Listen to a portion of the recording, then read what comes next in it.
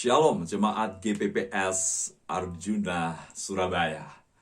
Pertama-tama saya ingin ucapkan terima kasih kepada Bapak Gembala, Bapak Pendeta Dr. Sewi yang memberikan kesempatan istimewa untuk membagikan firman Tuhan. Dimanapun Anda berada, harapan dan doa kita Anda selalu melewati kehidupan ini dengan kekuatan dan kemenangan dari Tuhan Yesus. Saudaraku, walaupun saya cukup lama tidak sempat berkunjung kembali di gereja ini, tetapi melalui virtual, melalui online ini, saya ingin mengajak kita untuk terus hidup diteguhkan, dikuatkan, dikoreksi oleh firman Tuhan. Ibu Bapak yang dikasihi Tuhan, sebelum saya membagikan firman Tuhan, saya mengajak kita untuk berdoa, kiranya firman Tuhan pada saat ini lagi-lagi dan terus akan menguat dalam hati kita, memperbaharui, memberikan kekuatan hidup kita dalam segala situasi. Mari kita berdoa. Tuhan, terima kasih Tuhan Yesus. Lagi ini anugerah-Mu yang hamba nikmati, berinteraksi dengan jemaat GPPS Arjuna di Surabaya yang begitu luar biasa. Kami ingin menikmati firman-Mu dan melalui hamba-Mu yang terbatas, hamba sedia untuk dipakai Tuhan menjadi saluran kebenaran firman-Mu. Urapi hamba-Mu, urapi jemaat GPPS, kiranya firman Tuhan kali ini kembali menjadi kekuatan penuh bagi hidup kami. Dalam nama Tuhan Yesus Kristus. Haleluya. Amin. Saudaraku dikasihi Tuhan, pada tahun 2019, mengakhiri tahun itu pada bulan Desember, pagi-pagi benar saya mendapatkan informasi tentang berita yang cukup menyedihkan, memilukan, dan mengharukan. Seorang hamba Tuhan bernama Jared Wilson bunuh diri, mengakhiri hidupnya dengan jalan yang sesungguhnya tidak tepat dan tidak sesuai dengan firman Tuhan. Ibu Bapak dikasihi Tuhan, sewaktu saya mendengar berita anak Rick Warren meninggal dunia dengan bunuh diri, itu pun sudah menyesakkan hati saya. Pada tahun 2019, Jared Wilson beritanya lebih mengenaskan dan lebih mengganggu perasaan saya. Karena ini seorang hamba Tuhan, seorang konselor, seorang yang selalu rindu banyak orang berdatangan kepada dia, dilayani, dikuatkan, dimenangkan dari depresi, stres, pergumulan hidup. Tetapi mengapa? Dia pada akhirnya juga mengambil jalan yang memilukan. Dia salah satu pastor di sebuah gereja besar 15.000 jemaatnya. Saudaraku, ini sungguh ironis, mengapa bisa begitu? Dan salah satu catatan hariannya sebelum dia meninggal, cukup menarik saudaraku. Dia menuliskan untaian kata-kata yang tidak mudah diterima, tetapi inilah kenyataan hidupnya. Dia berkata seperti ini. Mencintai Yesus tidak berarti menyembuhkan pikiran untuk bunuh diri. Mencintai Yesus tidak selalu menyembuhkan depresi, menurut pengakuan dia. Tetapi itu tidak berarti Yesus tidak menawarkan kita persahabatan, penghiburan, pertolongan, dan dia selalu siap melakukan itu. Sekali lagi menarik saudaraku, pada bagian terakhir ini bagus sekali. Tetapi itu tidak berarti Yesus tidak menawarkan kita persahabatan, pertolongan, penghiburan. Pada kenyataannya dia siap selalu melakukannya. Saudaraku dikasihi Tuhan, Jared Wilson di balik komitmen perjuangannya melayani Tuhan Yesus dan menolong banyak orang yang mengalami depresi, ternyata dia mengalami pergumulan yang hebat, mengalami tantangan dan beban yang begitu luar biasa sampai diri sendiri mengambil keputusan yang kontradiksi dengan semua tuntunan-tuntunan bagi orang yang mengalami depresi. Ada pengharapan, ada kerinduan, ada kekuatan dalam hidupnya yang dia merasa tidak sepaham dan sepadan, tidak sesuai dengan apa yang Tuhan rindukan. Dia depresi dan dia akui juga Tuhan selalu menawarkan jalan, menawarkan terobosan, menawarkan penghiburan. Tetapi dalam dirinya ada sebuah harapan, keputusan yang kontradiksi. Ibu Bapak dikasihi Tuhan, seringkali kita seperti itu juga.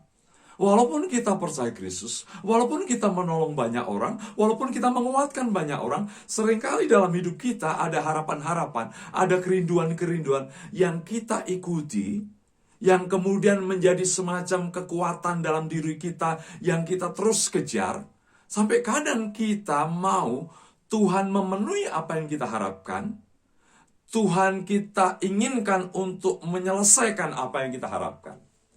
Dan ketika Tuhan tidak menyelesaikan, kita mengambil jalan yang membahayakan dan sangat menakutkan.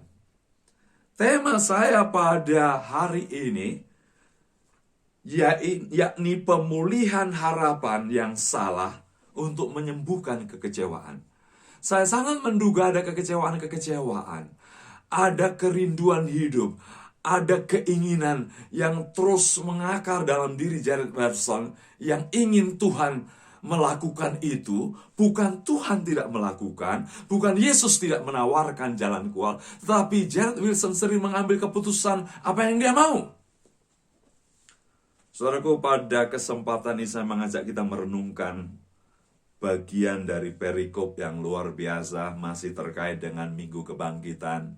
Ada sebuah spot, ada sebuah kisah yang menarik dari banyak penampakan tentang Tuhan Yesus dan murid-muridnya melihat dia.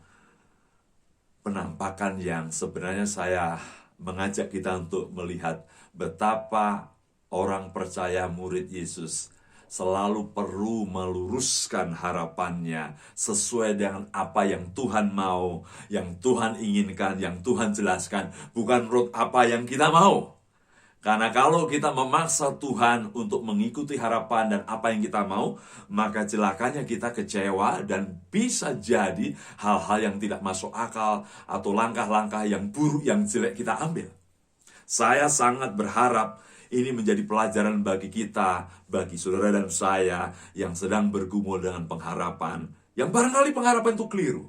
Tetapi kita perlu datang pada Yesus, bagaimana meluruskan sehingga mengatasi semua kekecewaan dalam hidup kita. Lukas pasal 24 ayat 13 sampai 35. Sekali lagi tema saya adalah pemulihan harapan yang salah menyembuhkan mengatasi kekecewaan. Lukas pasal 24 ayat 13 sampai 35. Saya tidak akan membacakan keseluruhannya, tetapi saya akan baca mulai ayat 16 sampai ayat 22.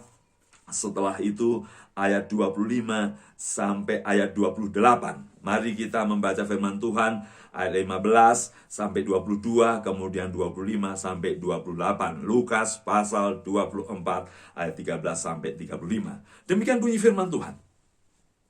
Ketika mereka sedang bercakap-cakap dan bertukar pikiran, datanglah Yesus sendiri mendekati mereka, lalu berjalan bersama-sama dengan mereka.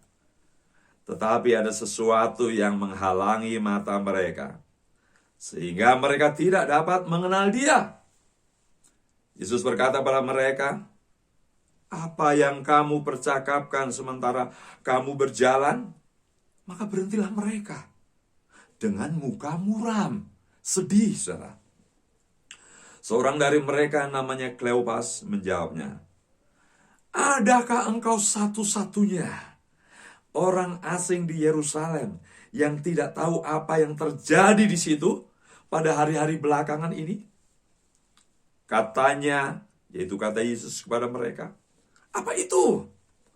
Jawab mereka, "Apa yang terjadi dengan Yesus orang Nazaret? Dia adalah seorang nabi yang berkuasa dalam pekerjaan dan perkataan di hadapan Allah dan di hadapan seluruh bangsa kami. Tetapi imam-imam kepala dan pemimpin-pemimpin kami telah menyerahkan Dia untuk dihukum mati. Dan mereka telah menyalibkannya. Padahal kami dahulu mengharapkan bahwa Dialah yang datang untuk membebaskan bangsa Israel. Tetapi sementara itu telah lewat 3 hari sejak semuanya itu terjadi.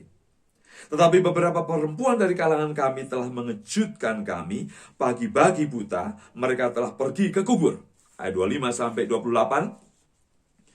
Lalu ia berkata kepada mereka, "Hai kamu orang bodoh, betapa lambannya hatimu sehingga kamu tidak percaya kepada segala sesuatu yang telah dikatakan para nabi. Bukankah Mesias harus menderita semuanya itu untuk masuk dalam kemuliaannya? Lalu yang menjelaskan kepada mereka apa yang tertulis tentang dia dalam seluruh kitab suci, mulai dari kitab Musa dan segala kitab nabi. Mereka mendekati kampung yang mereka tuju, lalu ia berbuat seolah-olah hendak meneruskan perjalanannya. Haleluya.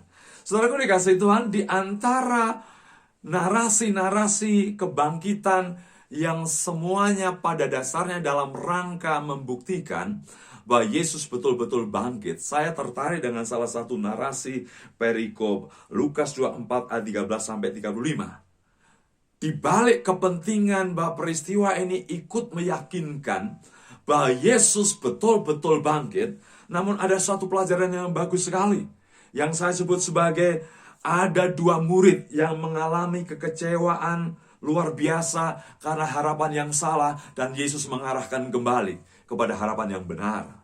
Saudara yang dikasihi Tuhan, pertama kita belajar tentang orang-orang ini, dua murid ini.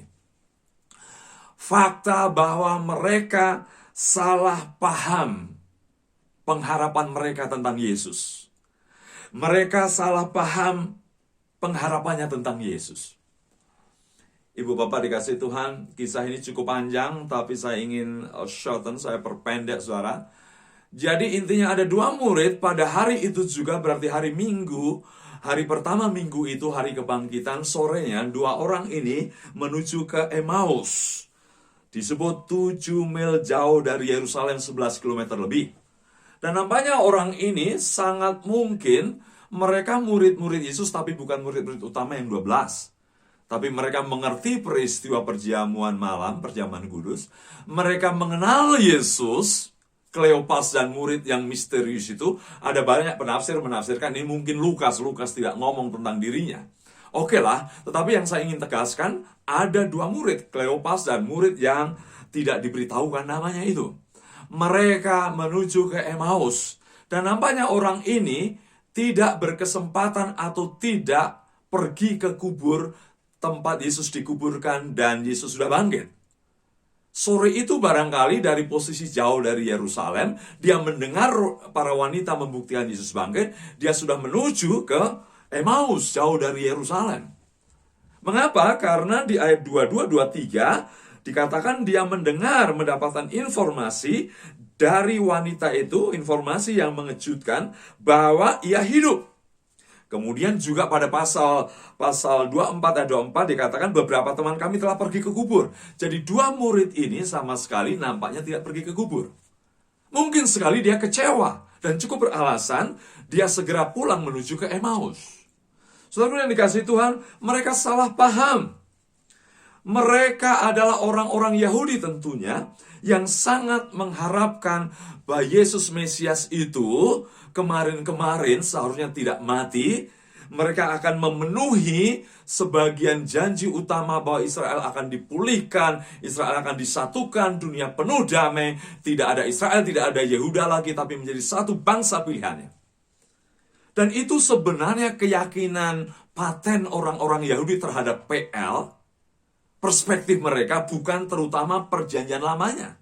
Mereka hanya fokus Mesias harus datang, memulihkan Israel, memberikan sukacita, kedamaian di Israel, dan dunia penuh dengan kedamaian. Tetapi nyatanya, dia katakan, dahulu kami juga berharap seperti itu. Tetapi nyatanya bahwa Mesias Yesus itu mati. Saudaraku, ini yang saya sebut sebagai kekecewaan. Ini yang saya sebut sebagai salah pengharapan mengakibatkan kekecewaan. Dan mereka berduka. Lihat, tiba-tiba di tengah jalan Yesus kemudian bergabung dalam perjalanan mereka. Yesus mencoba untuk mendengar apa yang mereka diskusikan. Yang mereka diskusikan persoalan pengharapan yang tidak tepat, yang kurang tepat tentang kedatangan Mesias dan mengakibatkan kekecewaan. Firman Tuhan mengatakan di situ, maka berhentilah mereka dengan muka muram. Dan di situ akibat kekecewaan itu membuat pikiran dan pandangan mereka tentang Yesus kacau. Dalam Markus pasal 16 ayat 12 dikatakan, Yesus nampak dalam rupa yang berbeda. Sebenarnya mungkin terjemahan itu kurang pas. Bukan Yesus yang merubah rupa, tapi dalam teks lebih tepat diterjemahkan, Yesus terlihat dengan cara berbeda.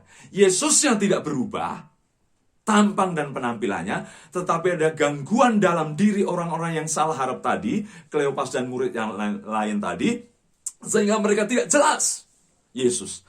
Sampai mereka menanyakan, kamu ini orang asing kah? Musafir kah yang tidak tahu apa yang terjadi? Sebenarnya yang dihadapi Yesus, tetapi kekacauan, kekecewaan membuat mereka tidak paham tentang Yesus. Ini yang dalam dunia neurologi, saya harap tepat, tapi saya bisa dikoreksi karena itu bukan bidang saya. Itu yang disebut sebagai gangguan insula anterior.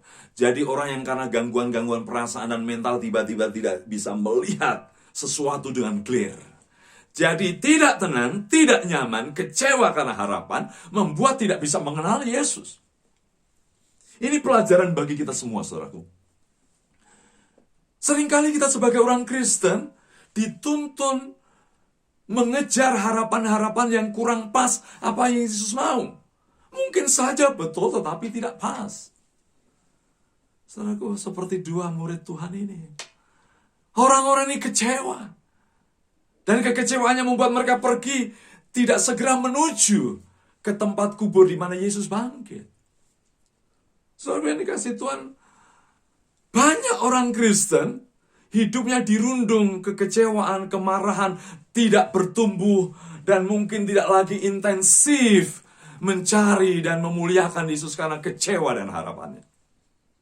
Dan bahaya ini, kalau tidak disembuhkan dan tidak dijamah, dan tidak menyerahkan diri untuk dijamah Tuhan, lahirlah orang-orang Kristen yang kecewa, yang berduka, yang tidak mau lagi datang ke gereja, yang marah pada kekristenan, marah kepada hamba Tuhan, marah kepada siapa saja, tapi sebenarnya dia kecewa kepada Kristus, karena Yesus yang mereka pikirkan harus memenuhi harapan dia, padahal harapan dia bisa keliru, tidak tepat seperti orang Yahudi.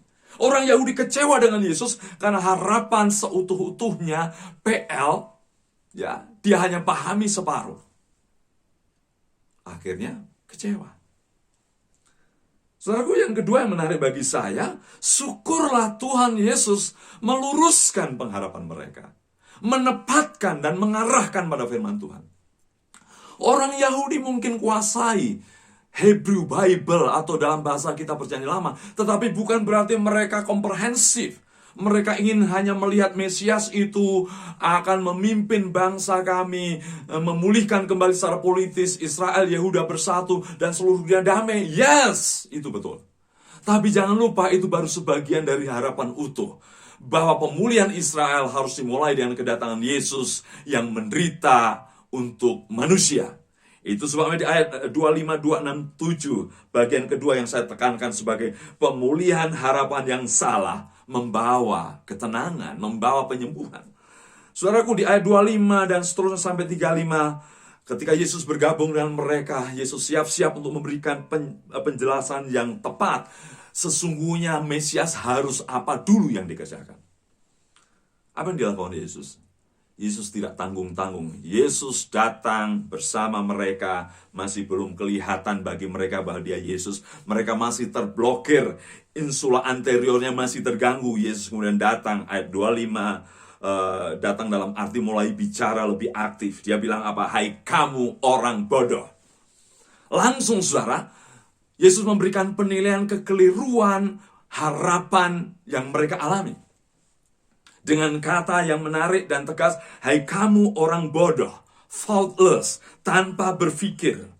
Betapa lambannya hatimu, lamban hatinya, sehingga kamu tidak percaya segala sesuatu yang telah dikatakan para nabi. Loh, bagaimana? Mereka membaca Perjanjian Lama, Yesus juga membaca. Mengapa terjadi perbedaan? Jelas, karena orang-orang Yahudi hanya kepengen lihat Yesus langsung memulihkan kerajaan Israel, membuat dunia ini penuh dengan kemakmuran dan kedamaian. Tetapi mereka tidak membaca bagian lain. Yesus mengembalikan, Yesus memberikan diskursus, penjelasan yang singkat, dimulai dengan betapa bodoh dan lambannya. Ibu bapak dikasih Tuhan, seringkali kita berpikir bahwa kita memikirkan pengharapan yang tepat, padahal mungkin salah. Dan kita terus ada dalam kebodohan itu. Kita terus ada dalam arah yang bodoh itu. Kita perlu terbuka. Kita perlu dipulihkan. Apa yang dimaksud Yesus dengan pengharapan yang Israel rindukan? Jelas Yesus komprehensif. Kemudian dilakukanlah atau Yesus melakukan pengajaran singkat. Ayat 27 lalu ia menjelaskan kepada mereka apa yang tertulis tentang dia, yaitu dirinya Mesias. Mulai dari kitab Musa, segala kitab nabi-nabi. Luar biasa. Artinya waktu itu dalam waktu singkat Yesus melakukan overview dari seluruh tanah, ya, dan kemudian kita para nabi, bahwa dia yang datang itu memang harus menderita. Kamu tidak salah sama sekali, tapi kamu tidak tuntas melihat perjanjian lama. Harapanmu berdasarkan pemahaman yang tidak tuntas, yang membuat kau kecewa, yang membuat kau ingin pergi dari kenyataan sebenarnya Mesias harus menderita. Saudara, akhirnya mereka terpesona, diajak mampir, bermalam di situ, masih belum melihat itu Yesus. Masih ada blokir. Barangkali sisa-sisa kekecewaannya, curious ingin bertanya itu masih kuat. Tapi syukurlah Yesus sabar. Yesus mulai mereview dengan adegan perjamuan, saudara, di ayat 30. Dan lalu mereka terbelalak, sadar bahwa peristiwa perjamuan yang dilakukan Yesus dengan ungkapan-ungkapan itu mengingatkan ini hanya dilakukan Yesus 3 hari sebelumnya. Dan dengan luar biasa Yesus mengungkapkan dirinya, tetapi segera Yesus pergi. Dan kemudian baru disitulah, saudaraku, Kleopas dan murid-muridnya sadar dan mereka balik kembali ke Yerusalem. Kemudian ingin mengkonfirmasi bahwa betul Yesus yang mereka temui adalah Mesias yang diharapkan. Secara tidak langsung, firman Tuhan pada kesempatan ini mengajarkan ada orang yang kecewa karena harapan yang salah, terbatas, yang tidak tepat, terus dikejarnya, yang kemudian disembuhkan oleh Tuhan Yesus. Syukurlah mereka menuju ke Yerusalem, mengkonfirmasi, dan bertemu dengan orang lain. Betul saya melihat Yesus, betul dia bangkit. Syukurlah pengharapan yang hanya terfokus, terbatas tadi, dijamah Tuhan, diubah Tuhan, diungkap oleh Tuhan. Dan mereka kembali pada track yang benar, yang utuh, bahwa Mesias untuk sementara belum memulihkan Israel, belum memulihkan dunia ini, tetapi Mesias menderita dahulu untuk menyiapkan kerajaan pemulihan itu. Ibu bapak dikasih Tuhan, mari kita renungkan baik-baik. Siapapun Anda sebagai orang Kristen, pikirkan harapan-harapan seperti apa yang sepertinya Kristen tetapi salah, tidak tepat, kurang, dan Anda kejar-kejar sampai Anda kecewa, marah, dan sepertinya tidak mau tahu lagi tentang apa yang Yesus lakukan. Ada banyak orang Kristen putus asa. Bukan Yesus yang salah, tetapi tidak mau mengenal Yesus dengan benar. Dia hanya mengejar keinginannya, paradigmanya, kemauannya. Hari ini, peristiwa perjalanan 2 murid ke Emmaus mengingatkan kita. Teduhkan hatimu, terbuka hati, koreksi dan minta dikoreksi Tuhan. Tuhan, selama ini saya mengikut Engkau dengan harapan-harapan yang salah. Walaupun mungkin bukan salah sama saya. Saya inginnya ikut Yesus diberkati melimpah. Saya inginnya ikut Yesus tidak mengalami persoalan. That's right, itu bisa menjadi doa kita. Tetapi jangan lupa mengikut Yesus adalah memahami apa yang Yesus mau, bukan apa yang kita mau. Ya, teduhkan hati, terbuka, kiranya Tuhan mengoreksi kita. Supaya Anda tidak mengambil jalan yang salah. Supaya Anda tidak terus berlanjut dalam depresi dan kekecewaan. Tapi mengalami pemulihan, menuju dan memandang bahwa Yesus Kristus adalah harapan kekuatan yang sepenuh-penuhnya, yang membela, membawa kita untuk mengerti dengan benar siapa dia. Mari kita berdoa. Bapa, tolong kami, supaya setiap kami belajar dari 2 murid, Kleopas dan murid yang tidak menyebutkan namanya itu. Kami belajar tentang bertobat dari pengharapan-pengharapan sempit terbatas hanya untuk keinginan sendiri, tapi bukan berharap seperti apa yang Yesus sampaikan, mau dan inginkan. Ampuni kami, kadang kami depresi karena kami salah berpengharapan. Tuhan Yesus, lakukan terus pembaruan hidup, pembaruan pikiran, hati, paradigma kami, supaya kami terus hidup dalam kemenangan. Terima kasih buat Tuhan Yesus yang bersabar menuntun kami untuk menuju pada pengharapan yang tuntas seperti yang Kau mau, bukan apa yang kami mau. Dalam nama Tuhan Yesus. Amin. Tuhan berkati saudara. Terima kasih pada Bapak Gembala Dr. Sevi. Amin.